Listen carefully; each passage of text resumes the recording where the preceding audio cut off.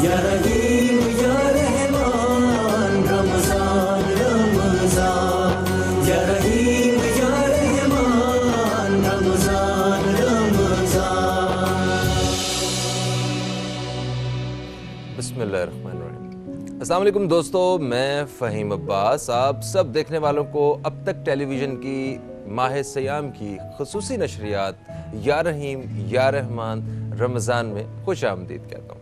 मैं उम्मीद करता हूँ कि आप सब खैरियत से हैं और रमज़ान के इस बाबरकत महीने का लुत्फ़ उठा रहे हैं। हम रोज़ाना कोशिश करते हैं कि आप दोस्तों के साथ जो है मुख्तलिफ़ मौज़ूआत पे हम बात करें और मुख्तलिफ़ मेहमानों से हम बात करें, जिससे बहुत कुछ हम भी सीखें और हमें बहुत जगहों पे हमें मोटिवेशन भी मिले अपनी ज़िंदगी की तरतीब को बदलने के हवाले से।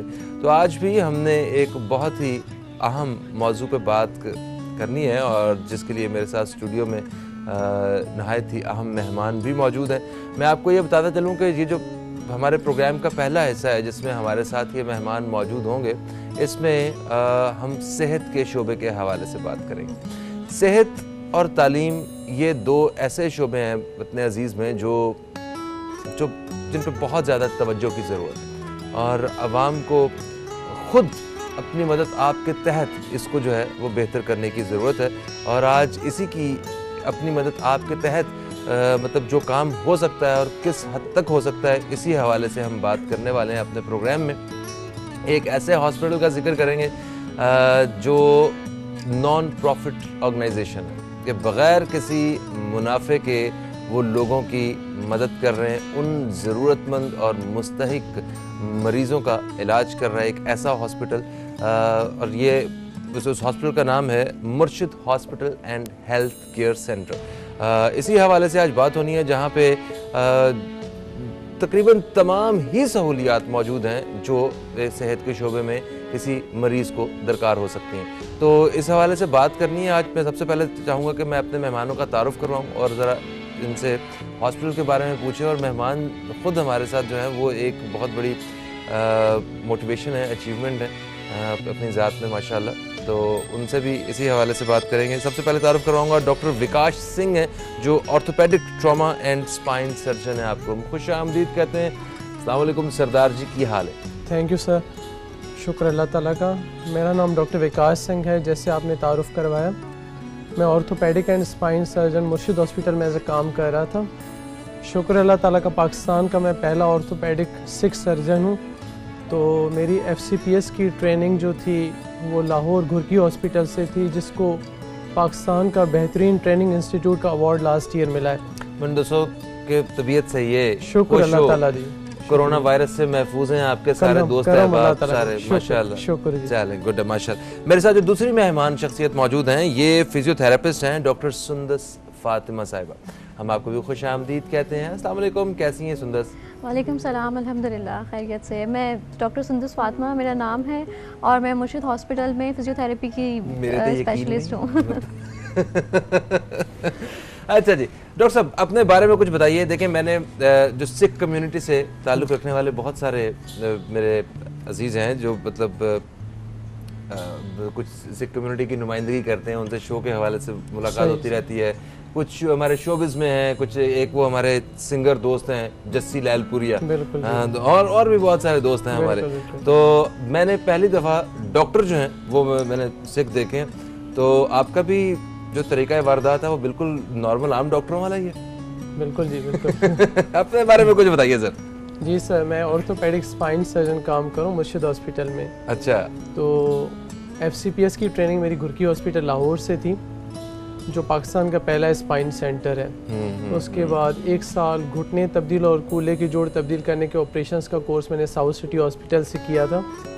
उसके बाद जर्मनी से कमर के ऑपरेशंस और पाँव और टखने के ऑपरेशंस का course Schön clinic Germany Munich से किया था। तो अभी अल्लाह के करम से कुछ महीनों से मुर्शिद हॉस्पिटल में अपनी खिदमत सर अंजाम दे रहा हूँ। बिल्कुल सही है सर। मैं मुर्शिद हॉस्पिटल के बारे में आपसे जानना चाहता हूँ कि मुर्शिद हॉस्पिटल जो है ये क्या है, कब से काम कर रहा है और ये बग़ैर मुनाफा के कैसे कोई बिजनेस रन किया जा सकता है, ज़रा इस बारे में थोड़ा सा मुझे बताइएगा। जी, मुर्शिद हॉस्पिटल 250 बेड हॉस्पिटल है और ये हब रोड पे वाक़या है और ये काफ़ी वसी एरिया को कवरेज दे रहा था, starting from the Khuzdar, Lasbela, Winder, इन एरियाज से लेके जो लोकल बल्दिया टाउन, यूसुफ गोट, इन सारी एरियाज़ की पॉपुलेशन को अपनी हेल्थ फैसिलिटीज़ से सहूलत फराम कर रहा था। अच्छा। और starting from the very basic जो रिक्वायरमेंट है, from the lab investigations, radiology department to the top operation theatres हो गए, आईसीयू हो गया, वो सारी सहूलत मौजूद है वहाँ पे। अच्छा, सब कुछ। जी, बिल्कुल। मतलब ये तो काफ़ी दूर है ये हॉस्पिटल शहर से। एग्जैक्टली, बिल्कुल हाँ। आपने सही बताया। और खुजार से लेके till entrance point to the Karachi ये सबसे बड़ा हॉस्पिटल है। तो this is a main target for the population that are residing in the remote areas of Balochistan. अच्छा, तो इंटीरियर से भी लोग काफ़ी उस तरफ आते होंगे? बिल्कुल है ना? बिल्कुल, काफ़ी पेशेंट्स आते हैं, काफ़ी पेशेंट्स आते हैं। अच्छा, तो वो यानी कि एक ऐसी जगह पे जहाँ पे आप डायरेक्टली जो ज़रूरतमंद हैं या जो मुस्तहिक मरीज़ हैं आप उनको टारगेट कर सकते हैं। बिल्कुल, ये बिल्कुल। एक इस तरह का एक स्पॉट है। ज़बरदस्त। तो आप लोगों को तो यहाँ से वहाँ आने जाने में काफ़ी ज़्यादा वो तकलीफ़ होती होगी? तकलीफ़ होती है, लेकिन अल्लाह ताला की आवाम की खिदमत भी सर अंजाम देनी है, तो तकलीफ़ उठाए बगैर बंदा किसी की तकलीफ़ दूर नहीं कर सकता। क्या बात है जनाब, यही है वो जज्बा कि ये वो जज्बा है, ये वो एक तस्कीन है जो पैसों से नहीं मिलती है, ये वो तस्कीन है जो किसी के लिए आसानी पैदा करके मिलती है। क्या बात। एक वक्फे का वक्त है जनाब, वक्फे से वापस आ रहे हैं तो फिर इसी हवाले से बात करेंगे मुर्शिद हॉस्पिटल के बारे में कि आखिर यहाँ पे क्या क्या सहूलियात हैं और कौन लोग वहाँ पे जाते हैं, और अगर दूसरे लोग जो हमें इस वक्त टीवी पे देख रहे हैं वो भी अगर वहाँ जाना चाहते हैं तो उन्हें मतलब क्या क्या ट्रीटमेंट वहाँ पे मिल सकता है। और भी इस हवाले से बातें होंगी, फिजियोथेरेपी के बारे में और ऑर्थोपेडिक का जो शोबा है इस हवाले से बात होगी। कहीं मत जाइए, हमारी खसूसी नशरियात देखते रहिए। या रहीम या रहमान, रमज़ान। रमज़ान रमज़ान।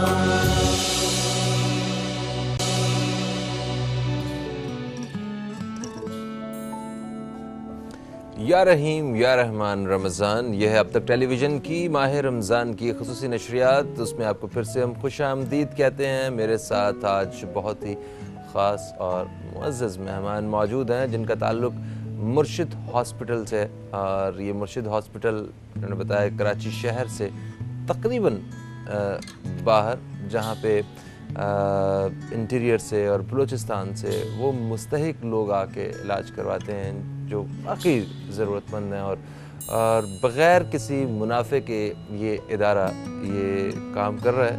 हमें बड़ा फ़ख्र है कि आज यहाँ से हमारे साथ मेहमान मौजूद हैं। डॉक्टर विकास सिंह मौजूद हैं जो कि एक सिख बरादरी से ताल्लुक़ रखने वाले पाकिस्तान के शायद चंद उंगलियों पे गिने जा सकते हैं उनमें से एक डॉक्टर हैं। और मेरे साथ दूसरी मेहमान जो हैं वो डॉक्टर सुंदस फातिमा हैं जो फिजियोथेरेपिस्ट हैं। मुर्शिद हॉस्पिटल के हवाले से हमारे पास एक रिपोर्ट मौजूद है, तो मैं चाहता हूँ आइए चल के पहले वो देखते हैं और फिर अपने मेहमानों से मज़ीद बात करते हैं। आपने देखी और आपको यकीनन अंदाज़ा हो गया होगा कि मुर्शिद hospital and health care centre जो है वो किस तरह आवाम की खिदमत कर रहा है। हमारे साथ डॉक्टर विकास साहब मौजूद हैं, डॉक्टर सुंदस साहिबा मौजूद हैं। डॉक्टर सुंदस साहिबा, वक्फे से पहले हमने विकास साहब से बात की और उन्होंने बताया कि माशाल्लाह क्या क्या सहूलियात वहाँ पे मौजूद हैं। मैं इसी सवाल को कंटिन्यू करता हूँ और मैं आपसे ये भी साथ पूछना चाहता हूँ कि किस किस्म के मरीज़ जो हैं वो अमूमी तौर पे आपके हस्पताल में आते हैं, किन का इलाज जो है वहाँ पे हो रहा होता है? जी, जैसे कि डॉक्टर विकास सिंह ने बताया कि हमारा हॉस्पिटल मुर्शिद hospital and health care centre 250 bedded hospital है। इसमें हमारे पास हर तरह का शोबा मौजूद है, चाहे वो ऑर्थोपेडिक हो, गायनी से रिलेटेड हो, चेस्ट से रिलेटेड हो, बच्चे, बूढ़े, सर्जरीज़, हर तरह का शोबा हमारे पास मौजूद है। जहाँ तक आपका सवाल है कि किस किस्म के पेशेंट आते हैं, तो किस तबके के लोग आते हैं, देखिए हमारा हॉस्पिटल क्योंकि हब रिवर रोड पे वाक़या है तो वो बलूचिस्तान और इन एरियाज़ को कवर कर रहा है। तो हमारे पास जो मेजर जो पेशेंट्स हैं वो ऑर्थोपेडिक से रिलेटेड भी आते हैं, फ्रैक्चर्स के साथ हो गए। गायनी का हमारा डिपार्टमेंट जो है उसमें काफ़ी पेशेंट्स इसमें आते हैं, टीबी से रिलेटेड काफ़ी पेशेंट आते हैं। और इसमें मैं एक ये बात, टीबी के पेशेंट्स आज भी आते हैं सब? जी बिल्कुल, टीबी के पेशेंट्स आते हैं। और मैं आपको एक बहुत अहम बात ये बताना चाहूँगी कि हमारे हॉस्पिटल में टीबी का मुफ्त इलाज किया जाता है। अच्छा। मतलब बिल्कुल फ्री ऑफ कॉस्ट जो है। सिर्फ टीबी ही ना सही, डॉग बाइट हो गया, 2-3 ऐसे और शोपे हैं जिसमें फिस्ट्यूला हो गया, ठीक है, इनका बिल्कुल फ्री ऑफ कॉस्ट इलाज किया जाता है। एक अहम बात इसमें ये बताती चलूँ कि हमारा एक इदारा, एक एसोसिएशन है जिसको हम PWA कहते हैं, पेशेंट वेलफेयर एसोसिएशन।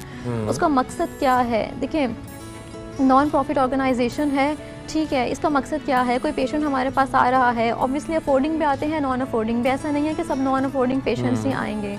जो अफोर्ड कर सकते हैं वो पे करते हैं, ठीक है। जो नॉन अफोर्डिंग पेशेंट्स हैं उनके लिए PWA की फैसिलिटी मौजूद है, यानी कि ज़कात हो गया, लोग जो खैरात देते हैं, ज़कात देते हैं, जो डोनेशंस हमारे पास आते हैं। अगर कोई पेशेंट आता है, ठीक है, वो कहता है कि मैं इस चीज़ को अफोर्ड नहीं कर सकता, तो PWA जो इदारा है वो उसको फुली सपोर्ट करता है, ठीक है। चाहे अगर वो पेशेंट कहे कि मैं बिल्कुल भी जो है वो कुछ भी अफोर्ड नहीं कर सकता हूँ, तो हम सारा का सारा उसका इलाज PWA पे करते हैं, ठीक है। तो वो पेशेंट्स क्या बताया? Patient welfare association. Welfare association. तो ये डायरेक्टली सिर्फ आपके हॉस्पिटल का अपना एक इंडिविजुअली एक इदारा डिपार्टमेंट है, या ओवरऑल बाकी हॉस्पिटल्स तक ये तंजीम काम करती है? नहीं, देखिए, मैं अपने हॉस्पिटल हमारे हॉस्पिटल का ये इदारा है PWA। अच्छा। इसमें यह है कि बहुत सारे ऑब्वियसली अच्छे लोग हैं जो ज़कात देते हैं, जो डोनेशंस देते हैं, तो ये हमारा अपने हॉस्पिटल का इदारा है, ठीक है। तो जो फंड्स लोगों के दिए होते हैं, जो चैरिटी होती है, वो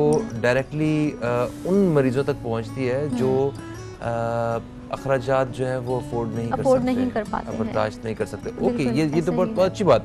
अच्छा सर, ये बताइए कि जिस तरह हर हॉस्पिटल में कोई ना कोई एक स्पेशलिटी होती है कि जनाब ये फलाना डिपार्टमेंट जो है उनका बड़ा ज़बरदस्त है। Exactly. तो मुर्शिद हॉस्पिटल में वो जो स्पेशलिटी जो है वो क्या है, कौन सा डिपार्टमेंट है आप समझते हैं? देखिए, अगर आप लोकेशन मुर्शिद हॉस्पिटल की देखें तो मुर्शिद हॉस्पिटल के आसपास जो आबादी है, रोड ट्रैफिक एक्सीडेंट्स बहुत कॉमन है, बहुत कॉमन है। तो head on collisions, specially bikes की, बाइक टू बाइक या बाइक टू कार, इवन ट्रॉला, तो वो हमारे पास बड़ी गंदी क्रिटिकल इंजरीज़ के साथ आते हैं। इवन कभी इस तरह होता है कि एक्सीडेंट के दौरान ही they lost some part of their bone on the road side. कुछ बोन का हिस्सा निकल के रोड पे गिर जाता है, 8 to 10 सेंटीमीटर बोन रोड पे गिर गई। तो even we receive such cases in the hospital. लेकिन अल्हम्दुलिल्लाह ऑर्थोपेडिक की कुछ ऐसी टेक्निक्स हैं कि आप उनकी वो 10 सेंटीमीटर बोन जो लॉस हुई है वो भी दोबारा से आप बना सकते हैं। अच्छा, यानी कि जो ऑर्थोपेडिक का जो शोबा है ये एक बेहतरीन अंदाज में काम कर रहा है, बाकी शोबों से भी बेहतर। बिल्कुल। अच्छा, ज़बरदस्त। तो ये आपका अपना डिपार्टमेंट भी है ये? तो बिल्कुल, एग्जैक्टली। तो मुझे बताएं, ये जो दावे करते हैं लोग, ये पहलवान टाइप लोग जो होते हैं कि जनाब एलोपैथी के पास इलाज नहीं है, हमारे पास इलाज मौजूद है इस चीज़ का, तो ये इसमें कोई सदाकत होती है या सिर्फ अपनी दुकानदारी के तरीके होते हैं ये सारे? बहुत ही अहम सवाल पूछा आपने। जैसे मैंने बताया कि इंटीरियर से ना हमारे पास काफ़ी केसेस आते हैं बलूचिस्तान के रिमोट एरियाज से।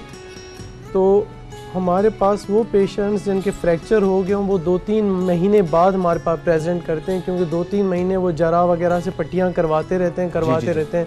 एट द एंड ये दे सफ़र, और वो हमारे पास फिर बाद में आते हैं जब उनके पास सारे पैसे ख़त्म हो चुके होते हैं, उनकी हड्डी अभी भी नहीं जुड़ी होती और उनके जोड़ अकड़े हुए होते हैं, केस खराब हो चुका होता है। बिल्कुल, एग्जैक्टली। कभी कभार तो ऐसे मासूम बच्चे भी आते हैं जिनकी कोहनी का फ्रैक्चर होता है और जरा बहुत टाइट पट्टी बांध के उनकी सर्कुलेशन इतनी स्टॉप कर देते हैं कि हाथ काला हो जाता है बच्चों का। अल्लाह। तो ऐसी सिचुएशंस में भी उनके केस आते हैं। तो थीम मैसेज ये था कि ऐसी पॉपुलेशन को जो हमारी रिमोट एरियाज़ में बैठी हुई हैं उनका इलाज ऑर्थोपेडिक के हवाले से बहुत बेहतरीन अंदाज से हो सकता है अगर वो टाइम पे प्रेजेंट करते हैं। अच्छा, ठीक है। मैं चाहूँगा कि क्योंकि देखें आपका जो अपना डिपार्टमेंट है वो यही है, तो हड्डियों के जोड़ के हवाले से तो मैं चाहूँगा कि जो अवेयरनेस है वो आप जो आगाही है जो लोगों को पहुँचनी चाहिए इस हवाले से वो आप ज़रूर पहुँचाएँ।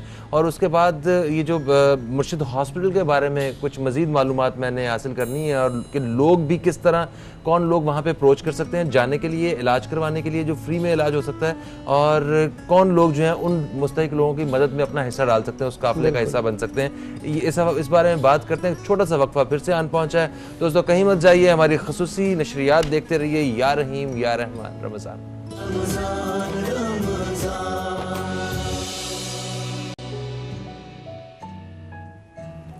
मुर्शिद हॉस्पिटल एंड केयर सेंटर से मेहमान हमारे साथ मौजूद हैं, डॉक्टर विकास सिंह और डॉक्टर सुंदस फातिमा साहिबा।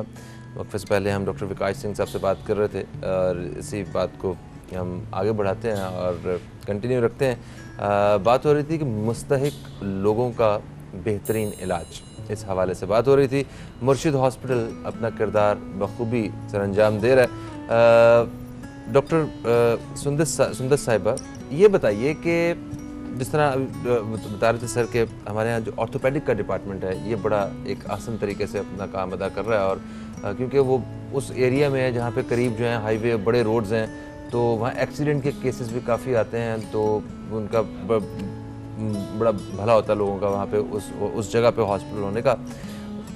फिजियोथेरेपी जो है वो तो मेरा ख्याल है बाकायदगी से वहाँ पे जाना होता है। मेरा ख्याल कुछ 12-12 दिन, 14 दिन, 10 दिन, 3-3 महीने भी आप डॉक्टर्स के पास बाकायदगी से जाना पड़ता है।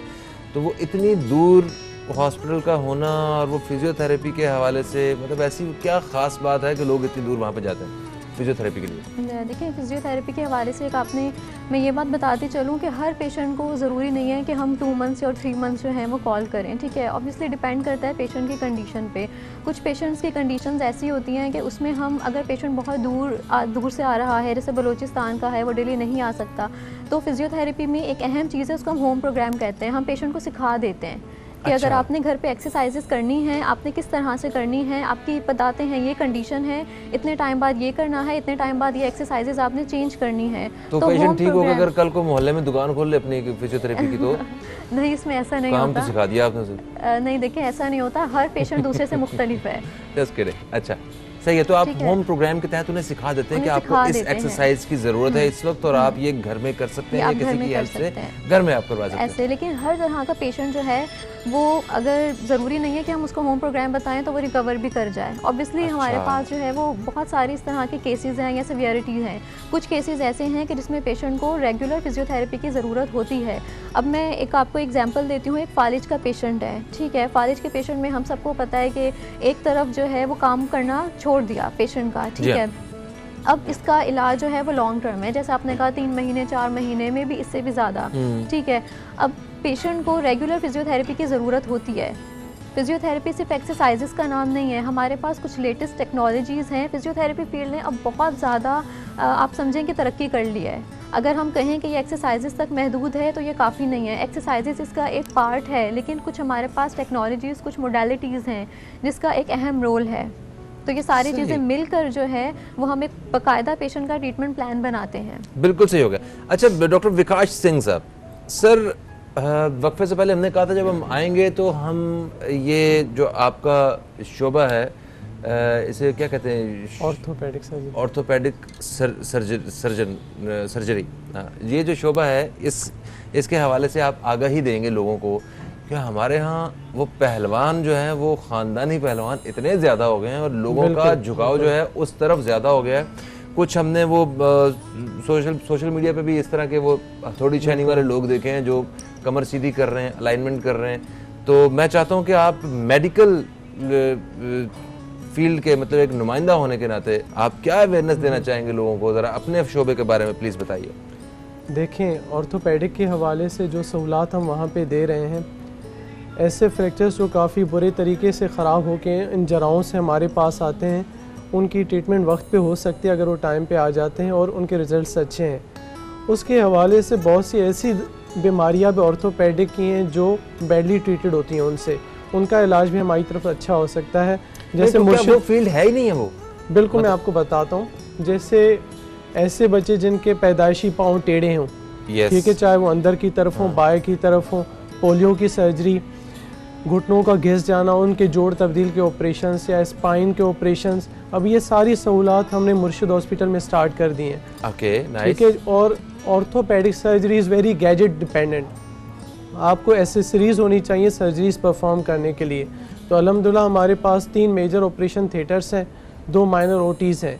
तो उन ऑपरेशन थिएटर्स में हमारे पास लेटेस्ट टेक्नोलॉजीज़ में, जिसमें इमेज इंटेंसिफायर सियाम कहते हैं, एक ऐसा ऑपरेशन जो 30 सेंटीमीटर बड़े चीरे के साथ होता हो, वही ऑपरेशन उस मशीन की मदद से हम 5 सेंटीमीटर इंसिजन के साथ परफॉर्म कर सकते हैं। तो उसमें मरीज़ का खून भी ज़ाया नहीं होगा, ऑपरेशन भी जल्दी हो सकता है और इन्फेक्शन के चांसेस भी काफ़ी कम हो जाते हैं। तो ये सहूलियात हमारे हॉस्पिटल्स में नहीं है, लेकिन उन रिमोट एरियाज़ में नहीं है जहाँ से वो पेशेंट स्पेशली इंटीरियर बलूचिस्तान से आ रहे हैं। तो उनकी मदद से इन्फेक्शन रेट काफ़ी कंट्रोल हो जाता है और मरीज़ अगले दिन से पूरा वज़न डाल के चल सकता है। ज़बरदस्त। तो ऐसा नहीं है कि मरीज़ को 3 महीने पलेस्तर में बंद रहना पड़ेगा, नहीं।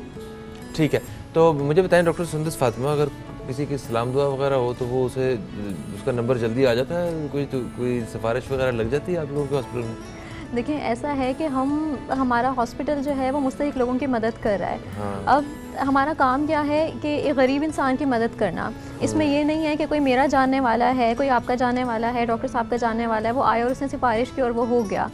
ये काम हो रहा है आप समझ लें कि बग़ैर किसी गर्ज़ के। ठीक है, तो इसमें ऐसा बिल्कुल भी नहीं है कि मेरा कोई जानने वाला है, किसी का कोई जानने वाला है तो नंबर पहले आ गया और उसका हो गया। हमारे लिए सारे मरीज़ जो हैं वो बिल्कुल एक जैसे हैं। बिल्कुल सही। अच्छा डॉक्टर साहब, हमें ये बताइए कि इस वक्त जो लोग देख रहे हैं दुनिया भर में, जहाँ जहाँ अब तक टेलीविज़न देखा जा रहा है, पाकिस्तान भर में देखा जा रहा है, वो लोग अगर चाहें कि ये जो पेशेंट्स वेलफेयर एसोसिएशन थे जिसके मुताबिक अगर कोई ऐसा मरीज़ जो अखराजात बर्दाश्त नहीं कर सकता और उसकी मदद की जा रही होती है, तो वो चाहे कि इस कोशिश में मैं भी अपना हिस्सा डालना चाहता हूँ, तो वो कैसे आप लोगों तक रब्ता कर सकता है? और अगर वो कोई फंड्स वगैरह, कोई डोनेशंस वगैरह आपके हॉस्पिटल तक पहुँचती हैं तो वो किस तरह दूसरे लोगों तक पहुँच सकती हैं? ज़रा इस हवाले से कुछ आखिरी कलमात आपसे सुनना चाहता हूँ। जी, हमारे हॉस्पिटल में PWA डिपार्टमेंट के नाम से ये डिपार्टमेंट बना हुआ है, जो उन गरीब गुरबा जो अफोर्डेबल नहीं होते उनकी मदद के लिए बना हुआ है। पेशेंट हमारे पास आता है ऑपरेशन वगैरह के लिए, तो उन्हें हम असेसमेंट बता देते हैं इतना अखराजात हैं, अगर वो अफोर्डेबल नहीं है तो PWA डिपार्टमेंट उनकी हेल्प कर देता है उसमें से। अच्छा, तो PWA जो डिपार्टमेंट है वो बेसिकली वो सारे लोगों ने मिल के उसको चला रहे हैं, वो मुखय्यर हज़रात जो डोनर्स हैं वो चला रहे हैं उस डिपार्टमेंट।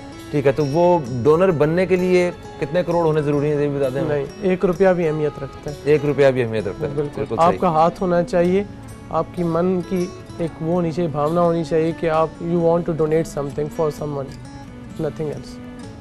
ठीक है, तो वो तफसीलात वगैरह उसकी वो वेबसाइट वगैरह है? ये बिल्कुल, हॉस्पिटल से आप वेबसाइट से मालूमात ले सकते हैं। ठीक है, वो बाकी स्क्रीन पर सारी तफसीलात जो हैं वो चल भी रही हैं।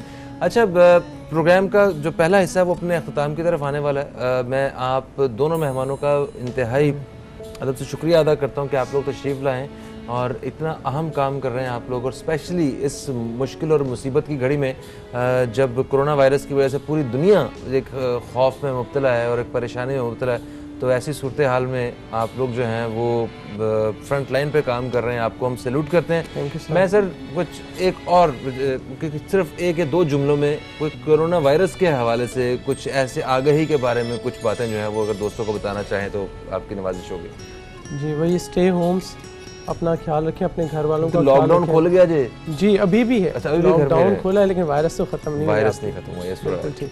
सो you have to be safe and alert regarding every protocol.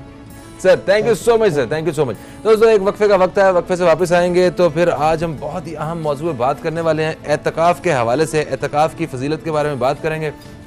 Asad Ayub हमारे जो नातखा हैं वो एक खूबसूरत से कलाम के साथ हमारे प्रोग्राम के दूसरे हिस्से का आगाज़ करेंगे। बहुत ही ज़बरदस्त किस्म की मालूमात आज हमारे प्रोग्राम में वो शेयर की जाएंगी, तो इसे बिल्कुल देखना नहीं भूलिएगा। एक वक्फे के बाद आपसे दोबारा मुलाकात होती है। देखते रहिए या रहीम या रहमान रमज़ान।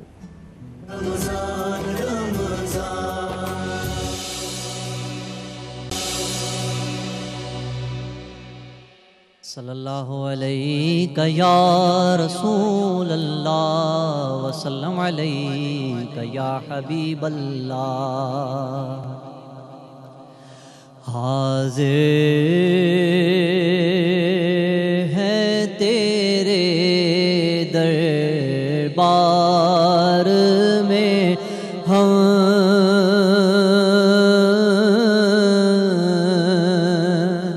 अल्लाह करम, अल्लाह करम, अल्लाह करम, अल्लाह करम देती है सदा ये चश्मे नम, अल्लाह करम, अल्लाह करम, अल्लाह करम, अल्लाह करम। हर साल तलब फरमा मुझको, अल्लाह हर साल ये शहर देखा मुझको, हर साल तलब फरमा हमको, हर साल ये शहर देखा हमको, हर साल करें हम तौफ़े हरम, अल्लाह करम, अल्लाह करम, हर साल करें हम तौफ़े हरम, अल्लाह करम, अल्लाह करम। मेरी आने वाली सब नस्लें अल्लाह तेरे घर आए, तेरा दर देखें, असबाब मुयस्सर हों ऐसे, अल्लाह करम, अल्लाह करम, हाजिर है तेरे दरबार में हम,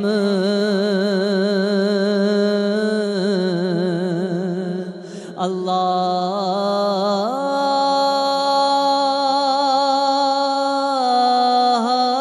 करम, अल्लाह करम।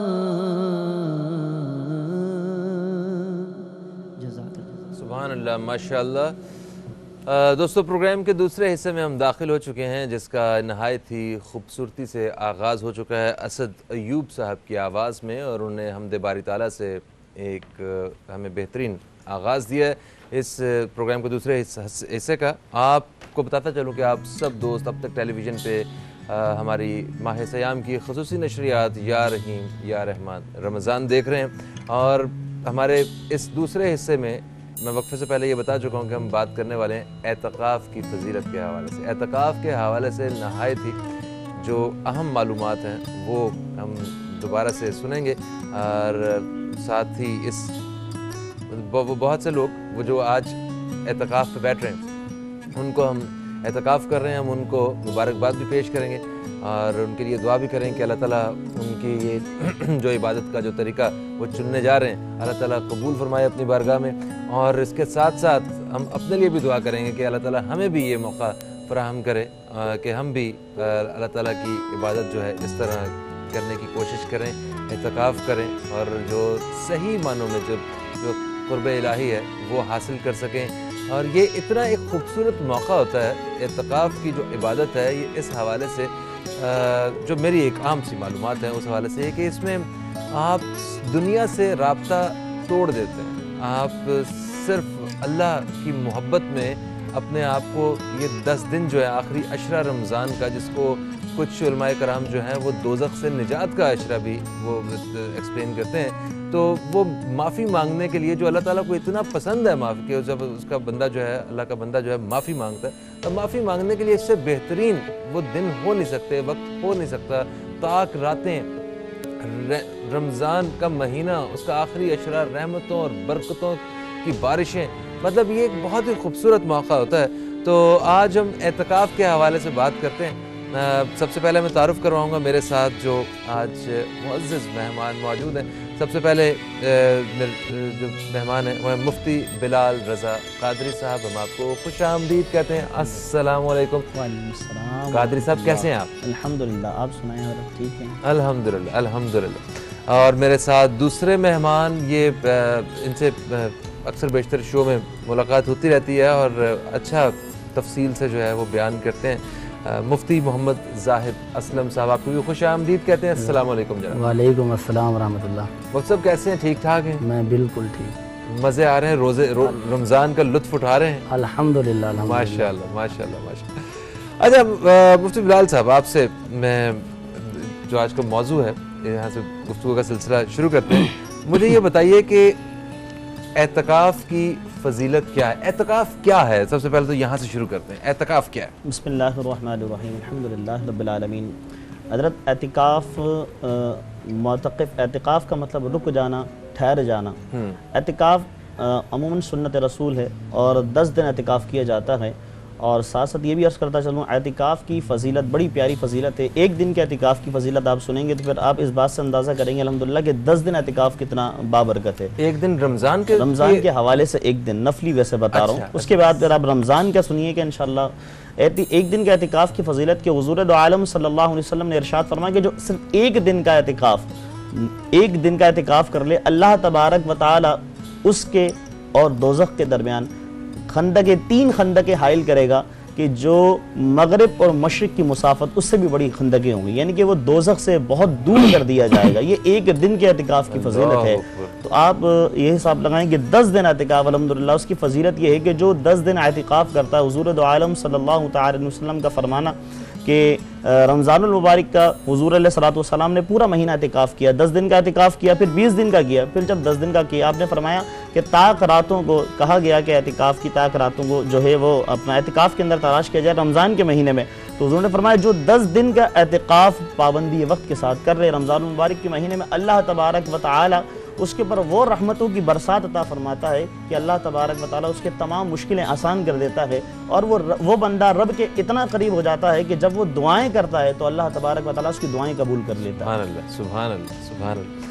अच्छा सर, फजीलत के हवाले से ज़ैद साहब मैं चाहता हूँ कि आप भी कुछ बयान फरमाइए कि फ़ज़ाइल तो बहुत ज़्यादा हैं इस इबादत के, नफली इबादत, और वो भी जिसमें दुनिया को आप तर्क करके और आप सिर्फ खुदा के लिए अपने आप को अलग कर देते हैं, तो ज़रा बताइए। बिस्मिल्लाहिर्रहमानिर्रहीम। वाहिदना इला इब्राहीम व इस्माईल अन तहिरा बैती लित्ताइफीन वल आकिफीन वर्रुक्काइ सुजूद, सूरह बकरा आयत नंबर 125।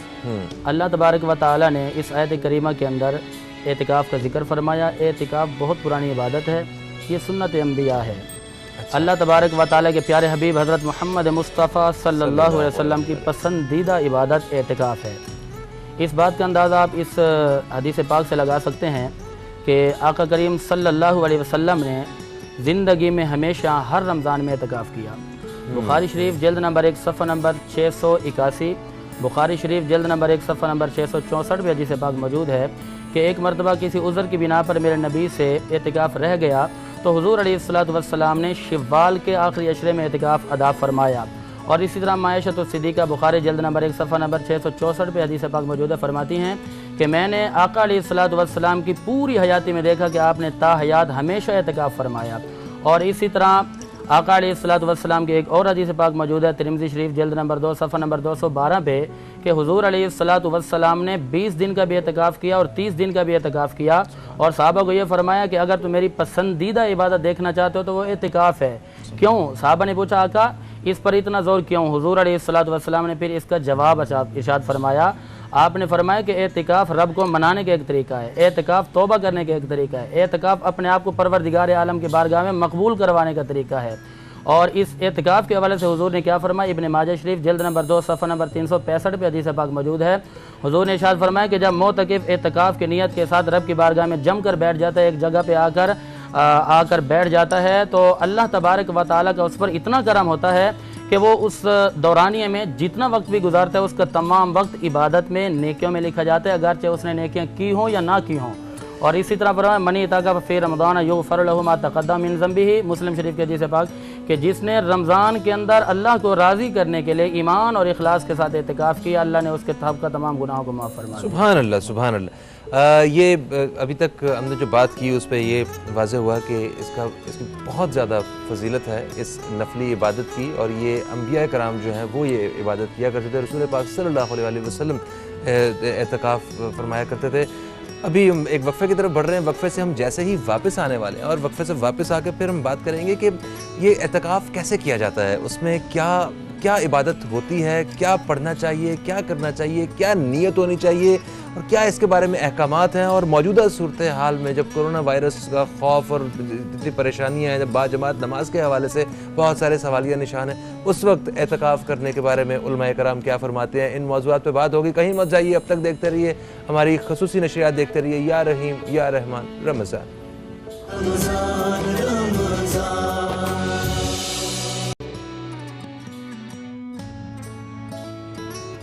एतकाफ़ की फ़जीलत के हवाले से आज बात हो रही है। अब तक टेलीविज़न की माह सयाम की खसूसी नशरियात या रहीम या रहमान रमज़ान में, और मेरे साथ बहुत ही मुअज़्ज़ज़ मेहमान मौजूद हैं, मुफ्ती बिलाल रज़ा क़ादरी साहब और जनाब मुफ्ती मोहम्मद ज़ाहिद असलम साहब। वक्फ़े से पहले हमने जो गुफ्तगू का आगाज़ किया तो हमने इसकी फ़जीलत के बारे में बात की। अभी हम इसी बात को, इसी मौजू पे थोड़ी सी और आगे बात को बढ़ाते हैं, और मुफ्ती बिलाल रज़ा क़ादरी साहब आपसे सर मुझे ये बताइए कि जैसे अभी वक्फ़े से पहले जब ज़ाहिद साहब बता रहे थे, इन्होंने मुफ्ती साहब ने फरमाया कि रब को राज़ी करने का एक बड़ा खूबसूरत एक मौका होता है, तो रब को राज़ी कैसे किया जाता है एतकाफ़ जब करते हैं तो, और क्या क्या इबादत होती हैं जो एतकाफ़ की मतलब उसमें उसका खासा होती हैं, तो इस बारे में थोड़ा सा बयान कीजिए। बिस्मिल्लाहिर्रहमानिर्रहीम।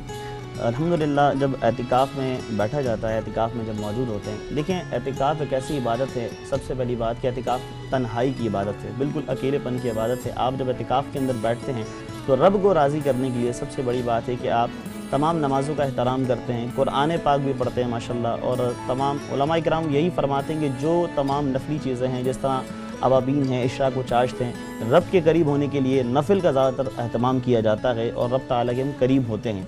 और साथ साथ जब हम एतिकाफ़ के अंदर बैठते हैं तो अल्हम्दुलिल्लाह कुरान पाक हम जब पढ़ते हैं तो कुरान इस तरह पढ़ना चाहिए कि हम जिस तरह रब से कलाम कर रहे हैं, रब से बात कर रहे हैं, क्योंकि जब एतिकाफ़ होता है तो एतिकाफ़ के अंदर रब ताला के करीब होने से सबसे बड़ा फ़ायदा, कुरान पाक मतलब रब हमसे बात कर रहा है, रब हमसे बात कर रहा है, बिल्कुल। कि हुज़ूर अलैहिस्सलातु वस्सलाम का एक फ़रमान भी एक हदीस जिब्रील है कि हुज़ूर ने फरमाया कि ए बंदे, नमाज को इस तरह पढ़ के गोया तू रब को देख रहा है, वरना इस तरह पढ़ो कि तुम्हें रब देख रहा है, यानी कि तुम रब से हम कलाम हो रहे हो। तो एतिकाफ़ के अंदर अमूमन यही होता है कि हम जब एतिकाफ़ में बैठते हैं तो बंदा एतिकाफ़ इस तरह करे कि अपने गुनाहों से तौबा करे और हर गुनाह से तौबा करे कि मालिक मैं अपने हर गुनाह से तौबा करता हूँ, और साथ साथ नफली जो तमाम चीज़ें हैं वो उनको अदा करे, और सबसे बड़ी बात कि अल्लाह ताला के करीब से करीब होता चला जाए। वो इस तरह के अल्लाह ताला के करीब इस तरह के दुआएं करे, अपने लिए, तमाम दोस्तों अहबाब के लिए दुआएं करे, पूरी उम्मत के लिए दुआएं करे। जिस तरह कि वायरस चल रहा है, अल्लाह ताला इस वायरस को भी ख़त्म फरमाए। एतिकाफ़ के अंदर याद रखिए, जब बंदा दुआ करता है तो हर दुआ कबूल की जाती है। ठीक है, अच्छा, नवाफिल अदा किए जाएँ, ज़्यादा से ज़्यादा कुरान पाक की तिलावत की जाए और दुआएँ की जाएँ, ठीक है, ये 3 अमाल जो है आपने बताए। अच्छा सर, आते हैं ज़रा कि इबादत तो उस हवाले से मुख्तलिफ़ जगहों पे रहनुमाई मिल जाती है कि हम आपने जब एतकाफ़ पे बैठना है तो जो भी एतकाफ़ करने वाला जो है वो अपनी ये सारी मालूमात अपने साथ लेके ही जाता है। जो सबसे अहम चीज़ है इस मौजू के हवाले से वो ये है कि मकासद, जो मकसद है इस इबादत का वो क्या है और इस मतलब इसकी शराइत क्या है, किन किन लोगों को एतकाफ़ करना चाहिए, है ना। तो ज़रा इस बारे में थोड़ा सा बयान कीजिए। जी बिल्कुल, इस हवाले से बड़ी बेहतरीन मुदल्लल वजाहत मौजूद है। फतवा आलमगीरी शरीफ जिल्द नंबर 1 सफ़ा नंबर 211 सफ़ा नंबर 212। इसी तरह बदायुस सनाए जिल्द नंबर 2 सफ़ा नंबर 383, दुर्र मुख्तार जिल्द नंबर 3 सफ़ा नंबर 395 में ये चीज़ें लिखी गई हैं कि एतिकाफ़ में बैठने के लिए ज़रूरी है कि सबसे पहले बंदा मुसलमान हो, अक्लमंद हो और बालिग हो या नाबालिग हो। नाबालिग बच्चा भी बैठ सकता है जबकि वो समझदार हो, जबकि वो समझदार हो। तो ये 3 शर्तें रखी गई हैं कि अपना आकिल हो, मुसलमान हो और बालिग हो या नाबालिग हो, जो कि इस्लाम के अहकामात जानता हो, तो वो इसमें बैठ सकता है। और इस हवाले से ये भी याद रखना बहुत ज़रूरी है कि एतिकाफ़ के हवाले से जब हम एतिकाफ़ के अंदर जाते हैं तो हम रब को मनाने जाते हैं।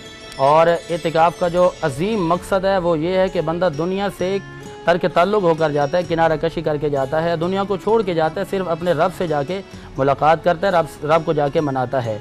और इसके हवाले से बहरुर राइक जिल्द नंबर 2 सफ़ा नंबर 363 पे भी ये बात मौजूद है कि बंदा तन्हाई के आलम में जाकर एक नारा लगाता है, कहता है मेरे मौला अब मैं तेरे दर पे आ गया हूँ, अब मैं उस वक्त तक यहाँ से सर नहीं उठाऊँगा जब तक कि तू मेरे गुनाहों को माफ़ नहीं फरमाएगा।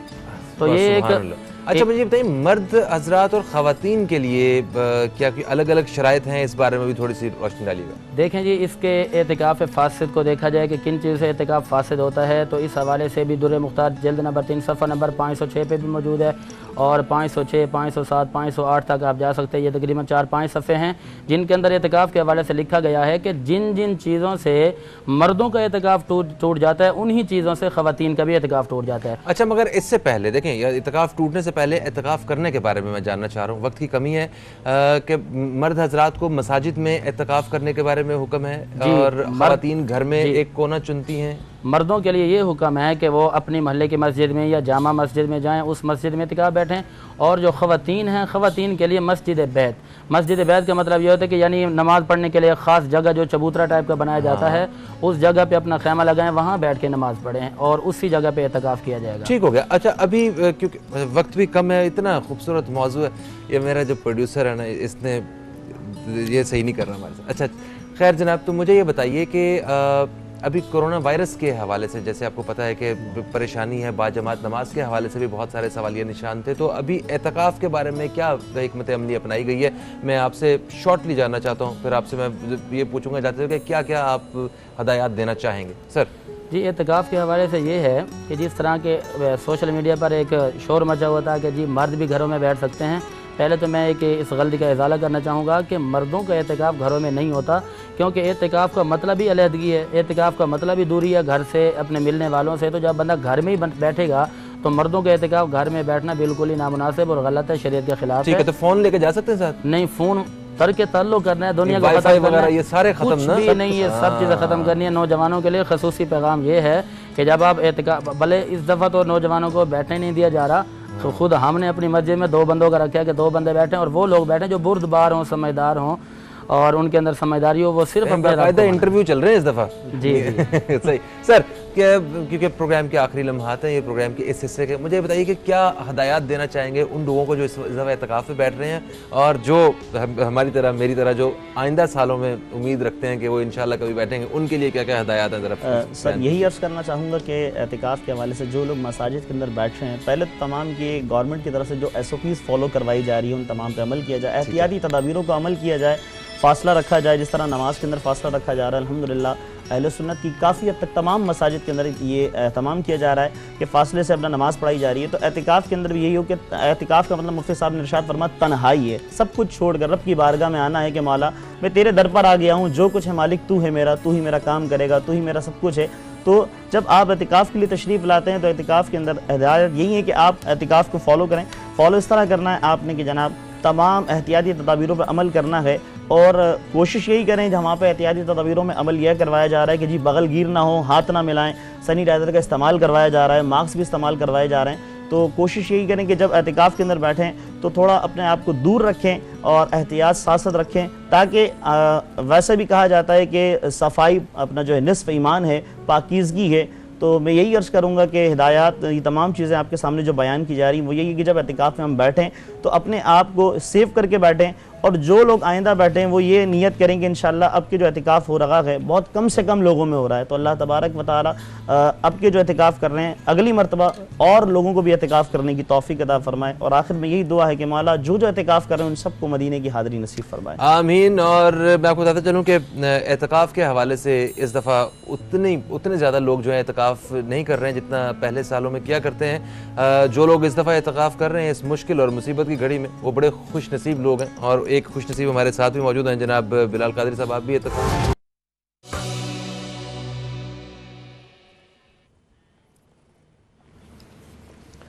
एक वक्फे के बाद आप सब दोस्तों को फिर से हम खुश आमदीद कहते हैं अब तक टेलीविज़न की रमज़ान मुबारक की खसूसी नशरियात या रहीम या रहमान रमज़ान में। और आप दोस्तों को बताता चलूँ कि अब हम अपनी इस नशरियात के तीसरे और आखिरी हिस्से में दाखिल हो चुके हैं, जहाँ पे एक बहुत ही खूबसूरत आवाज़ें हमारे साथ मौजूद हैं और ज़िक्र मुस्तफ़ा सल्लल्लाहु अलैहि वसल्लम होगा। एक खूबसूरत अंदाज में नाते रसूल मकबूल सल्लल्लाहु अलैहि वसल्लम पेश की जाएगी। और इस सेगमेंट को स्टार्ट करने से पहले मैं आपको बताता चलूँ कि हमारे साथ ताउन किया है ख़ुसूसी तौर पे कश्मीर कुकिंग ऑयल एंड बनास्पति ने। और इनका कहना है कि आपके राशन बैग शायद आपको एक छोटा सा अमल लगे, मगर ये किसी को उम्मीद दिला सकता है कि ये मुश्किल वक्त भी गुजर जाएगा। इन मुश्किल हालात में अपनी नेमतों में से कुछ थोड़ा बहुत दूसरों को देकर मदीना के अंसार की मिसाल को ज़िंदा कर दें, आगे बढ़ें, एक राशन बैग भरें ताकि इस मुश्किल वक्त में पाकिस्तान में कोई अकेला ना रह जाए। ये एक खूबसूरत पैगाम है जनाब कश्मीर कुकिंग ऑयल एंड बनास्पति की जानिब से। और इनके साथ साथ हमारे साथ ताउन किया है स्टाइलो ने। स्टाइलो पाकिस्तान का एक मुस्तनिद ब्रांड है, आप जानते हैं। मकबूलियत की वजह से पाकिस्तान के 50 से ज़ायद शहरों में 150 से ज़ायद आउटलेट्स मौजूद हैं। और ईद के इस खसूसी त्यौहार के लिए इन्होंने www.stylo.pk का बताया कि यहाँ पे जाएं और अपनी मनपसंद अशिया ख़रीदें। सर से लेकर पैर तक स्टाइलो की सभी प्रोडक्ट दीदा ज़ेब हैं, जिसमें जूते, हैंड बैग्स और दीगर अशिया शामिल हैं। ये दो पैगामात थे जो मुझे प्रोग्राम में शामिल करने थे। इनके तामुन से आप हमारी ये खसूसी नशरियात देख रहे हैं। और अभी आते हैं ज़रा खसूसी मेहमानों की जानिब। हमारे साथ जो मेहमानाने गिरामी मौजूद हैं आज के, जिनसे हम एक खूबसूरत तरीन कलाम सुनने वाले हैं। सबसे पहले मैं तारुफ़ करवाऊँगा, मेरे साथ हैं नात खां जनाब मिर्ज़ा अम्माद बेग। आपको खुश आमदीद कहते हैं। अस्सलाम वालेकुम, कैसे हैं आप? अल्लाह का एहसान, आप ठीक हैं? माशाल्लाह, आप पूरे बाकायदा पैकेज में हैं, एक कवाली वाले। बहुत शुक्रिया। माशाल्लाह। अच्छा जी, मेरे साथ जो दूसरे मेहमान हैं ये हमारे बड़े अच्छे दोस्त हैं और बड़ी खूबसूरत आवाज़ है इनकी। और आज इनकी इस खूबसूरत आवाज़ का फ़ायदा उठाते हुए हम इनसे जो है वो आज एक ऐसा ज़िक्र सुनेंगे, कलाम सुनेंगे माशाल्लाह। हमारे साथ मौजूद हैं जनाब सैयद हसन साहब। आपको खुश आमदीद कहते हैं। अस्सलाम वालेकुम हसन। Thank you. वालेकुम अस्सलाम, कैसे हैं आप? मैं ठीक हूँ, आप कैसे हैं हसन? मुझे बताइए रमज़ान कैसा गुजर रहा है? रमज़ान बहुत अच्छा गुजर रहा है। मज़ा आ रहा है? बहुत मज़ा आ रहा है, फैमिली के साथ गुजर रहा है। फैमिली के साथ? हाँ, पहली बार इतना टाइम दे पा रहे हैं फैमिली को रमज़ान में, वो भी तो बहुत अच्छा लग रहा है। मतलब अब ये गिला नहीं होगा फैमिली को कि देखें आप इफ्तार हमारे साथ नहीं करते, दोस्तों के साथ कर लेते हैं, बाहर चले जाते हैं, है ना? अब तो घर पे ही है ज़बरदस्ती। चलें, अच्छा, अल्लाह ताला हमारी सारी इबादतें कबूल फरमाए। हम अपनी इस जो प्रोग्राम की इस हिस्से का बाकायदा आगाज़ करते हैं हम, और वो होगा नाते रसूल मकबूल सल्लल्लाहु अलैहि वसल्लम से ही। और इसी पे नाते रसूल मकबूल सल्लल्लाहु अलैहि वसल्लम पे ही हमारी जो इस नशरियात का इख्तिताम भी होगा। तो आइए आगाज़ करते हैं। मिर्ज़ा अम्माद बेग, आप कौन सी नात आज शामिल करेंगे हमारी इस नशरियात में? खूबसूरत नया कलाम है एक, मैं पेश करता हूँ। नया कलाम है माशाअल्लाह, प्लीज़ बिस्मिल्लाह कीजिए। औज़ु बिल्लाहि मिनश शैतानिर रजीम, बिस्मिल्लाहिर रहमानिर रहीम। दुरूद पाक से आगाज़ कर रहा हूँ। सल्लल्लाहु अलैका या रसूल अल्लाह वसल्लम अलैका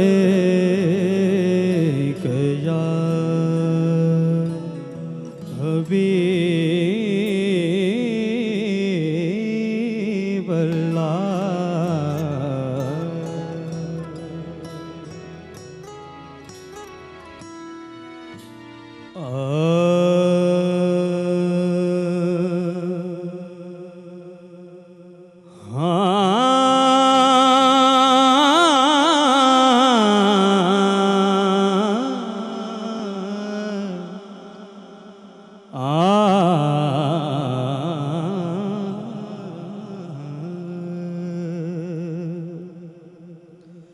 मैं उनका मंगता हूँ,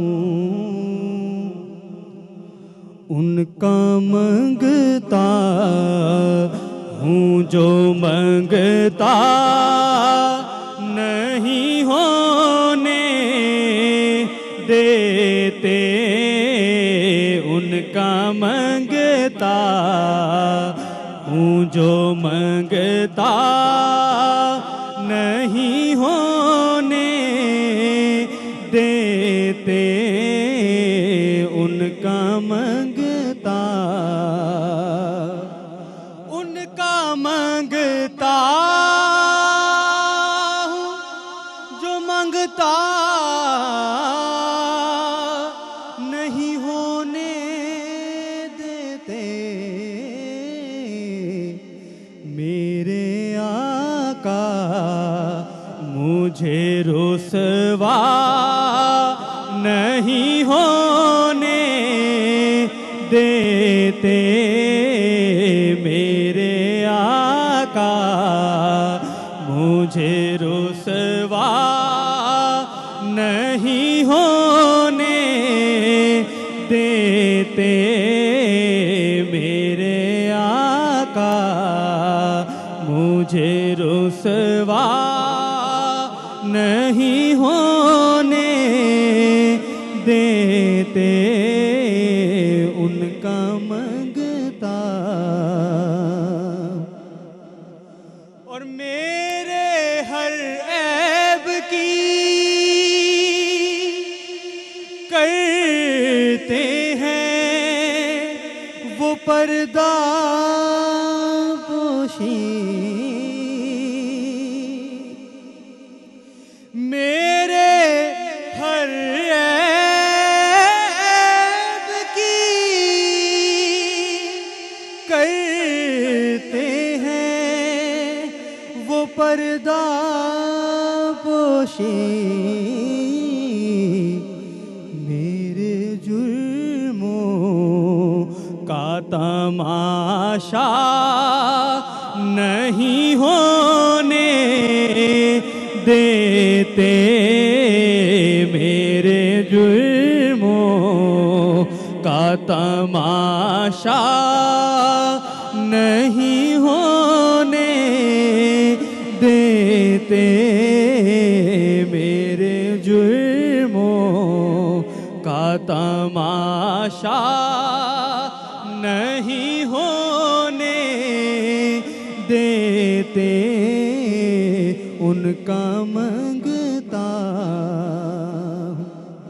काबिल गौर से कि जिसकी तौकी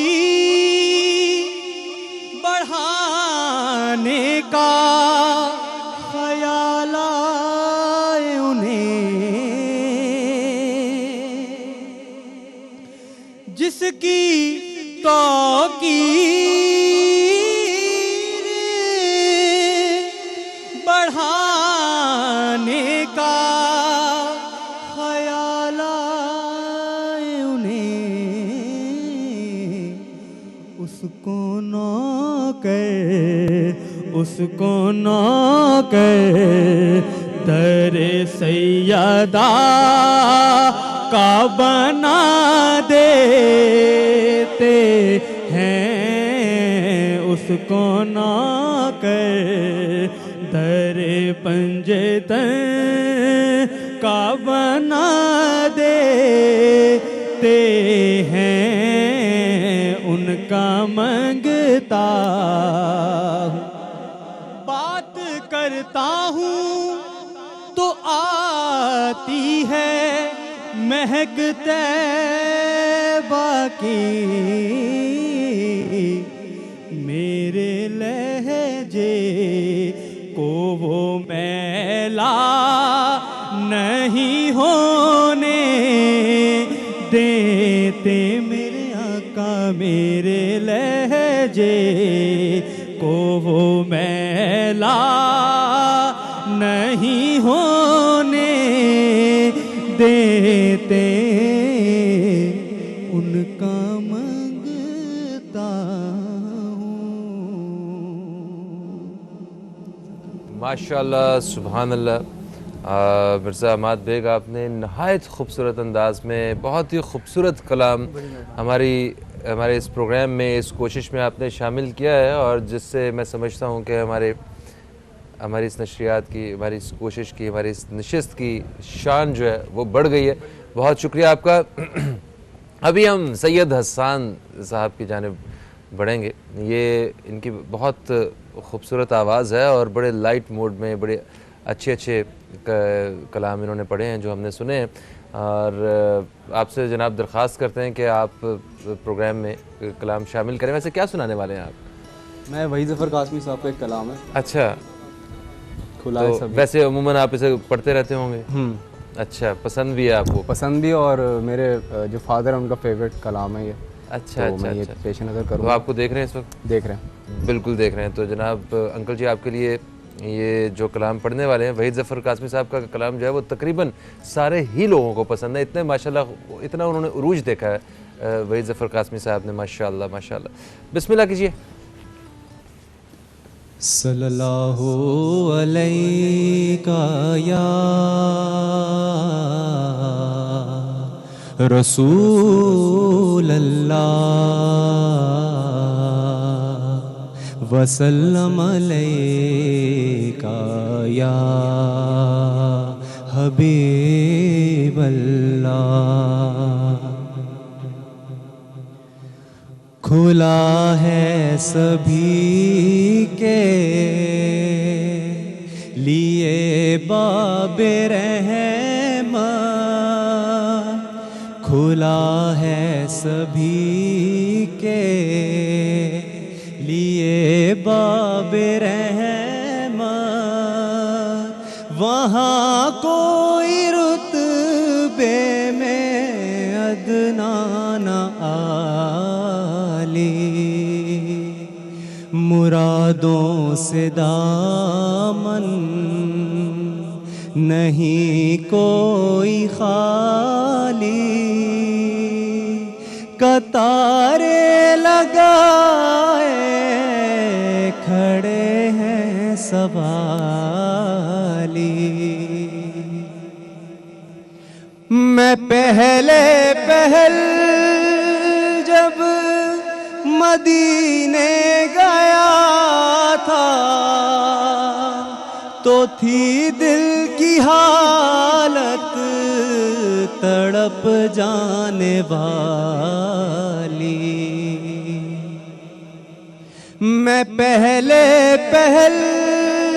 जब मदीने गया था तो थी दिल की हालत तड़प जाने वाली।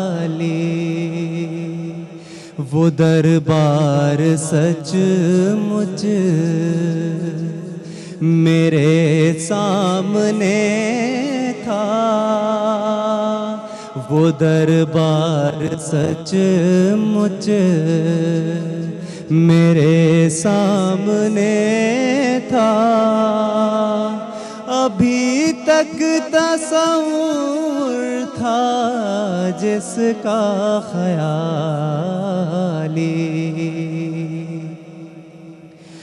मैं एक हाथ से दिल थामे हुए था तो थी दूसरे हाथ रोज़े की जाली। दुआ के लिए हाथ उठते तो कैसे न ये हाथ खाली न वो हाथ खाली।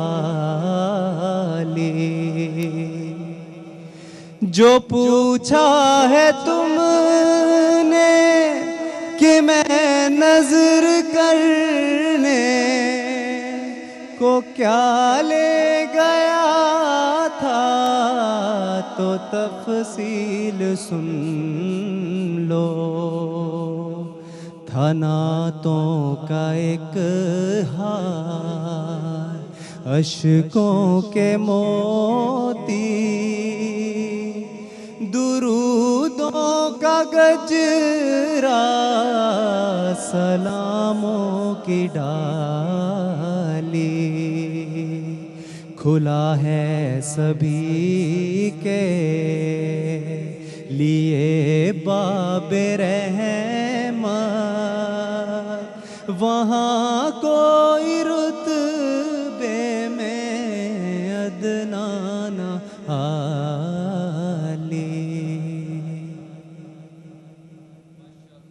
बहुत खूबसूरत कलाम है ये, और आपने बहुत उम्दा तरीके से पढ़ा है। अल्लाह ताला कबूल फरमाए।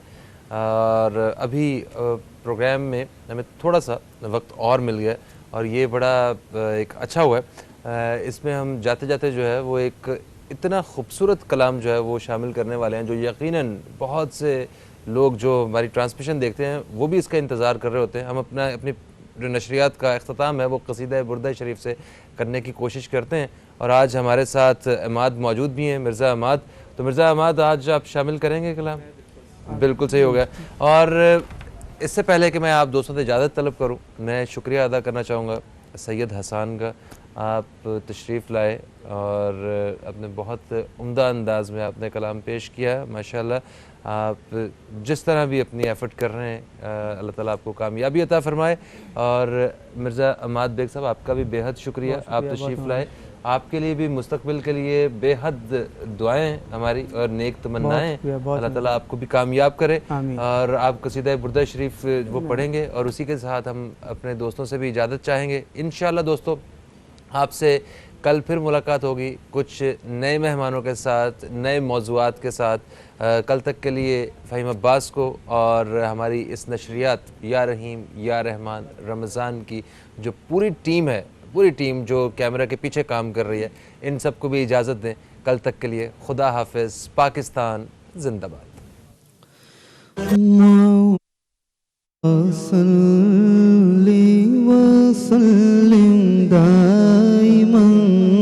आबादन आला हबीबिका खैरुल खल्क़ि कुल्लिहिमी। मौलाया सल्लि व सल्लिम दाइमन अबदन अला हबीबिका खैरुल खल्क़ि कुल्लिहिमी।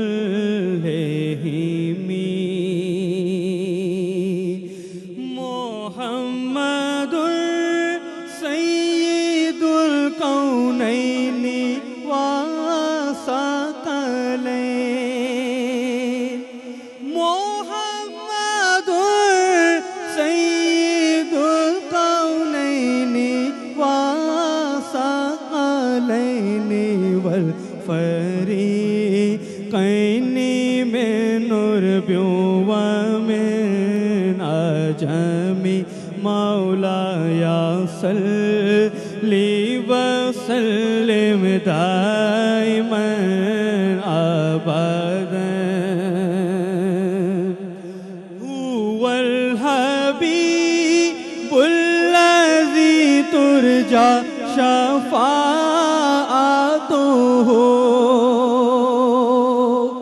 हुवल हबीबुल्लज़ी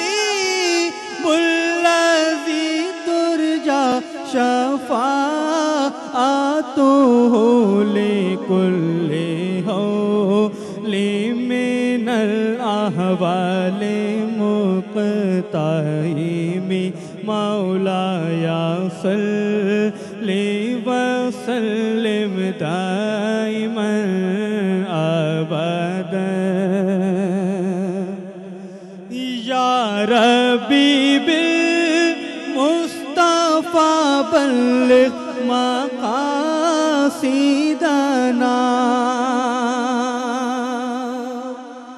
या रब्बी बिल मुस्तफा बल्लिग मकासिदना वग़फिर लना मा मदा या वासिअल करमी मौला या सल्लि व सल्लिम दाइमन अबदन अला हबीबिका खैरुल खल्क़ि कुल्लिहिम मौला या सल्लि व सल्लिम दाइमन अबदन अला हबीबिका खैरुल खल्क़ि कुल्लिहिम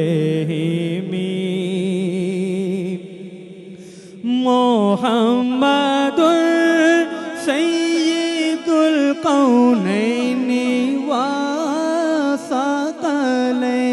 सकलैन मुहम्मदुर सय्यिदुल